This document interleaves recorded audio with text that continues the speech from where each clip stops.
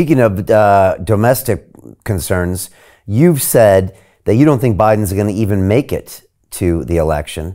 You've also talked about banking crises, and you've said, and you kind of alluded to that now, that internally America has serious problems in the next 12 months. Can you expand on that? Nassim Taleb, some of your viewers will know who he is. Yeah. Very brilliant man. Yeah. He was the man that developed this whole concept of the black swan event that is mentioned routinely these days. And just a couple of days ago, he was asked similar questions, and he talked about the potential for financial instability and collapse, another return to what happened in 2008, only worse, because we could not necessarily bail out everyone 100% on the dollar as we did back in 2008. He talked about the fact that we've been using monetary policy to address serious structural problems.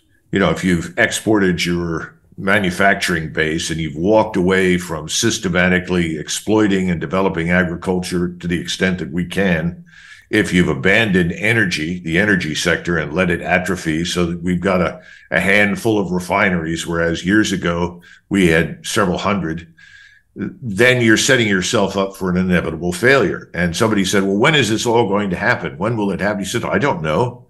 They said, well, this could go on for 5 years or another 10 years before the end. He said, well, it seems unlikely. He said, I think it's in front of us. I think he's right. You know, he pointed out that if you look at the Federal Reserve in structural terms and in terms of what it has on its balance sheets, it looks a lot like the Silicon Valley Bank that just went out of existence. Now, the Federal Reserve moved quickly on that, and I'm glad they did. They forestalled a wider emergency, at least for the moment.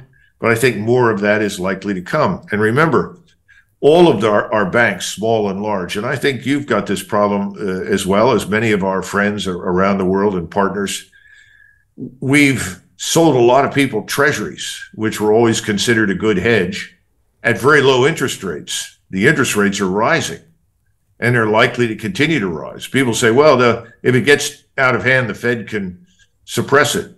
But there's a growing chorus of people warning that that may not be possible. So then suddenly you're paying in exorbitant prices to service your debt. I always point out that, you know, the British left India in 1947 when their debt to GDP ratio was 240%. That was largely because we bankrupted Great Britain during World War II, because the British essentially sold everything in order to participate in this war against Nazi Germany that ultimately turned out to be a great victory for Soviet Russia, but not for Great Britain.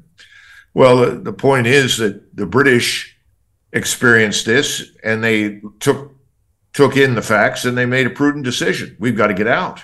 And they got out. Well, that's what you're going to see happen to us, I think, in the near term. That's why I kind of refer to this business of adding Sweden and Finland or anybody else to NATO as well. You're buying a ticket, a berth, if you will, on the Titanic, and it's already struck an iceberg. And they don't seem to get it. But we can't fund it all. We can't afford it all. The Europeans can't either, or they won't in many cases. So everything is going to change. But somebody said the other day, well, you know, nothing matters until it does. You know, it's back to something goes on until it can't. I mean, that's where we are at the moment. We know that we're crossing this rickety old bridge and that the bridge is destined to collapse. But everybody says, well, listen, it's held up this long. Let's continue to use it. Going to be god awful when that collapses. So Jim Rickards has just recorded a video that's not available to anyone in the public, and he's going to be talking about how this upcoming recession is going to be fast, it's going to be bloody, it's going to be nasty. But at the same time, he's going to show you how you can position yourself to profit from all of this chaos. Now, we've made this video only available to our viewers. Go to londonreal.tv/Jim. Watch that immediately. I can't say enough good things about Jim Rickards. He understands the global economic system better than any guest I've ever had on London Real. His predictions are almost uncannily true, and you can learn how to profit from his vision, from his expertise, and his understanding of economics. So go to londonreal.tv/Jim or click the link below. It's an excellent, excellent look on what's going to happen in the future and how you can position yourself to profit from that. Jim is one of the best in the business, one of my favorite guests on London Real, and he's very, very good at predicting the future and showing us all to profit from it. So click the link, and I hope you enjoy. The greedy bankers are about to do it again. In 2008, they crashed our financial system and nearly bankrupted the entire global economy. Then they received trillions of dollars in government bailouts. And after, they demanded fat bonuses paid for by you, the taxpayer. It turns out the banks haven't just been screwing the American taxpayers, they're also screwing over their investors. Turns out the banking industry is the worst place you could put your money, despite enormous taxpayer bailouts. Now the bankers are back to take away your financial freedom. They lie and tell you that cryptocurrency isn't safe. They try to make it illegal for you to choose how to invest your hard-earned money. They lie and say cryptocurrency is used by money launderers and criminals. But look at the record.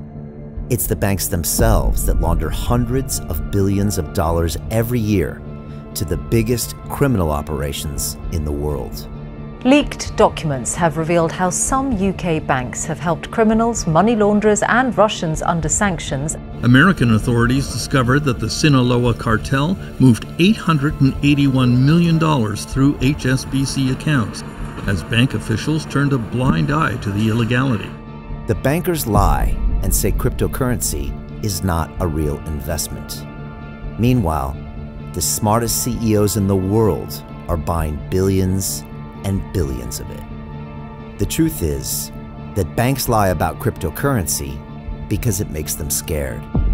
The banks take $9 trillion per year of your hard-earned money, and they are worried that they will finally be exposed.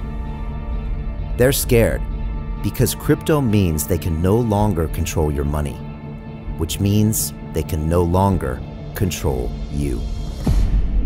They are scared because you might actually understand your money and intelligently decide what to do with it. Now is the time for us to come together, fight back, and take control.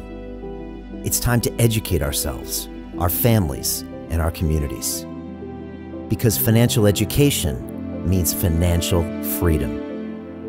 We know that cryptocurrencies will help us build the new decentralized financial system of the future. A banking system that is of the people, by the people, and for the people. A banking system where access to finance is a fundamental human right. A banking system that is free and fair and welcomes all humans on this earth. The DeFi revolution is happening. We, the people, can no longer be fooled. We choose to take control of our finances. We choose to take control of our freedom. We choose to take control of our future. Join us, and let's take back our financial freedom forever.